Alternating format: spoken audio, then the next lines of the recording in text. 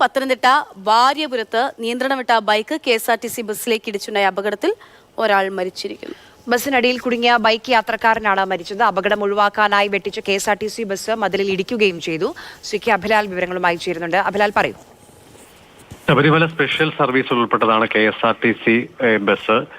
കോഴഞ്ചേരി പത്തനംതിട്ട റോഡിൽ പത്തനംതിട്ട എത്തുന്നതിന് ഏറെക്കുറെ 5 കിലോമീറ്റർ മുൻപ് വാര്യാപുരം ചിറക്കാലയിൽ രാവിലെ 8:30 കൂടിയായിരുന്നു അപകടം. നിയന്ത്രണം വിട്ട ബൈക്ക് ബസ്സിന് അടിയിലേക്ക് പാഞ്ഞു കയറുകയാണ് ഉണ്ടായത്. അപകടം ഒഴിവാക്കാൻ വേണ്ടി KSRTC ഡ്രൈവർ വാഹനം ഇടതുഭാഗത്തേക്ക് വെട്ടിച്ചതോടുകൂടി മതിലിൽ ബസ് ചെന്നിടിക്കുകയാണ് ഉണ്ടായത്. അതേസമയം തന്നെ വണ്ടിക്കടിയിൽപ്പെട്ട വാഹനവും യാത്രികനെയും പുറത്തെടുക്കാൻ ഏറെക്കുറെ അരമണിക്കൂർ സമയത്തിലധികം വേണ്ടി വന്നു. പുറത്തെടുക്കുമ്പോൾ അയാൾക്ക് ജീവൻ നഷ്ടപ്പെട്ട അവസ്ഥയിലായിരുന്നു എന്നുള്ളതാണ് ആ പ്രവർത്തനങ്ങളിൽ ഏർപ്പെട്ടിരുന്നവരെന്ന് നമുക്ക് ലഭ്യമാകുന്ന വിവരം.